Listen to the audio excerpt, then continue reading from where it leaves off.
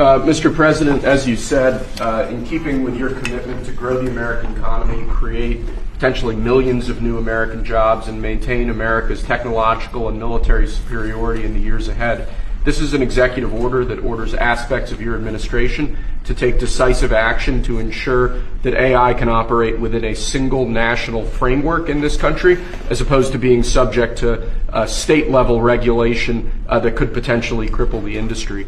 David Sacks, your AI and crypto czar, has been one of the key players and key authors behind this EO. He can give you more of the granular detail, but the big picture is that we're taking steps to ensure that AI operates under a single national standard so that we can reap the benefits that will come from it in terms of economic growth, job development, national security, and technological edge. And it's really the biggest industry that anybody's seen. I mean, it's taking off. And again, I believe there'll only be one country that really benefits, and it should be the United States. And it will be if we do this, if we're unified. We have to be unified.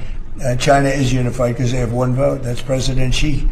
He says do it, and that's the end of that. You know, we have a different system, but we have a system that's good, but we only have a system that's good if it's smart. David Sacks, could you say a few words, please? Yes, sir. So, as you pointed out, we have over 1,000 bills going through state legislatures right now to regulate AI. Over 100 of them have already passed. 25% of them are in California, New York, and Illinois. You've got 50 states running in 50 different directions. It just doesn't make sense. We're creating a confusing patchwork of regulation.